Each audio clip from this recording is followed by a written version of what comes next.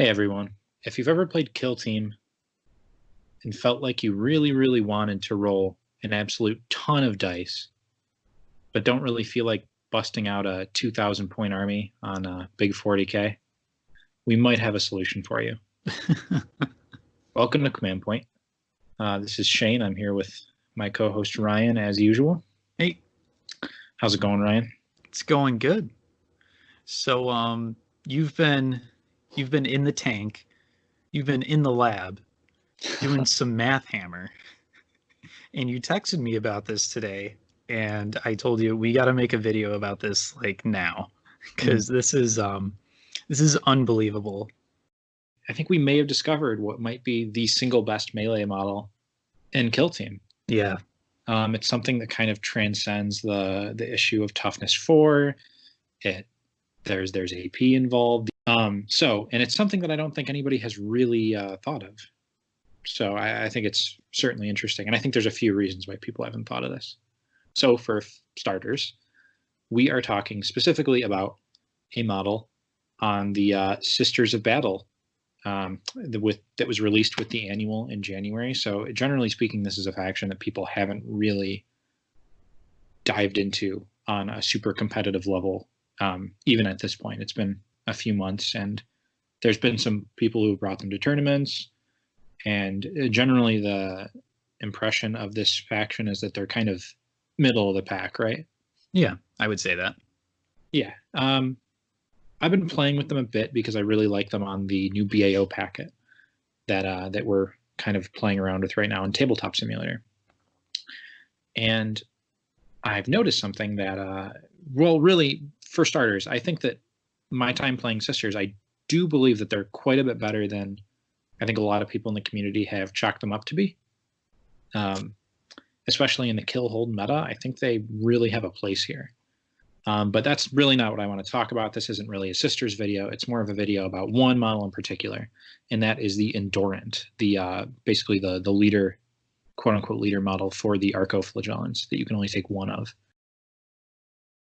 They have a weapon that you cannot customize them at all. They all come with a single melee weapon with no way to shoot with ranged or anything. So they're just a melee model. The Endurant and the Arcoflagellants come with Arcoflails, which are, if you're familiar with the Flail of Corruption that Death Guard get, it's basically for every attack that you have. Actually, Ryan, you have the datasheet in front of you. So do you want to read the exact wording for the Arcoflails, just so I don't mess it up at all? Arcoflails are a strength +1, AP -1, 1 damage, and then their special ability is you make D3 hit rolls for each attack made with this weapon instead of 1. So obviously, we're talking about an Endurant, specifically a Zealot Specialist Endurant in this situation. Right. So let's assume that it charges, and it's getting this Zealot Specialism. So obviously it's going up to strength 6 for these attacks, but that's not really what we're freaking out about here.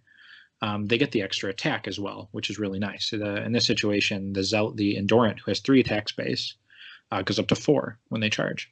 Yeah. So each attack is D3 hit rolls.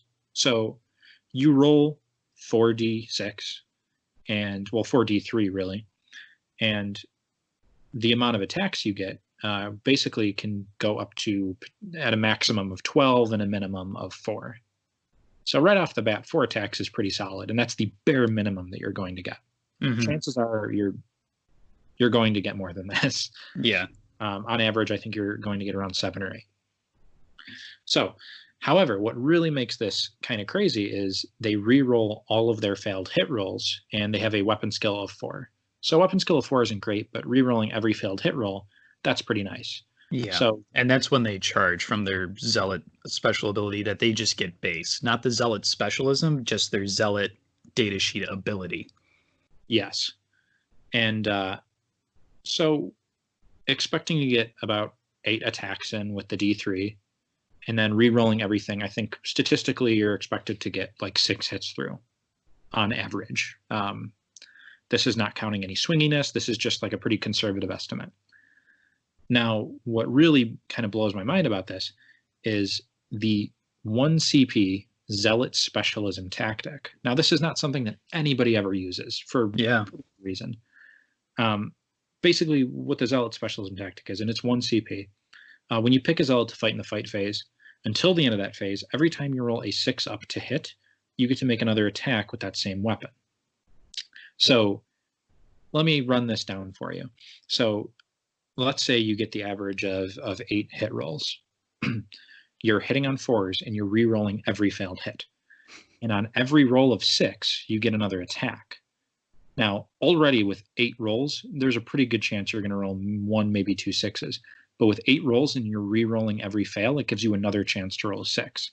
Now, unlike with other models that you would use the Zealot Specialism on that don't have, flails, when you roll a 6 with an Arco Flail, you get another attack, which is D3 hit rolls. So for every 6 that you roll with these, on average of 8 hit rolls, you're getting another D3 attacks. Now, these can't generate more attacks, the extra ones, but seriously, I encourage you all to just go ahead and roll some dice right now and see how many hit rolls you're getting. Just do it a few times and to see how many hits you're getting through. And then once you get the hits through, these guys are strength 5, but strength 6 with that Zealot Specialism, assuming that you charged, and AP -1. So doing the math on this, these guys actually outperform the Sister Repentia when fighting against like Terminators and like a lot of multi-wound models. Yeah. Despite the fact that they're only doing 1 damage. A Repentia with a Zealot Specialism is only getting 3 attacks through. And their strength times 2, AP -3, 2 damage. But,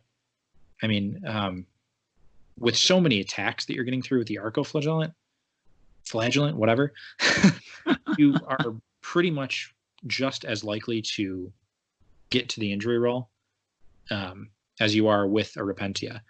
And the upside of the Arco is if you're going up against something with an invuln save, you are immediately far outperforming the Repentia in just every instance. And on top of this, an Arco Flagellant has 2 wounds compared to the 1 wound of a Repentia. So it's a bit more durable, and it's got 7-inch movement compared to 6-inch movement, and you are getting just a ton of attacks through. And in fact, one of the only areas where Repentia is actually going to outperform the Arco is if you're against like a big bug Tyranid list, which isn't exactly something that you're going to encounter too often. Yeah. With this engine of the Zealot Endurant getting 4 D3 attacks, re-rolling every failed hit, and with every roll of a 6, you're getting another D3 to roll. It's just crazy. And then you could even pair it with the ability that Arcos get just generally, the tactic, the 1 CP tactic, I think it's called Frenzied Thrashing, where you get another attack for every enemy model within 1 inch of you. So that's another D3 attacks for every enemy model that you're fighting. Holy crap. That's kind of crazy. Yeah. This is buckets of dice. All these attacks are coming from just this one model. How much is the point cost for the Arco Flagellant and then the Endurant?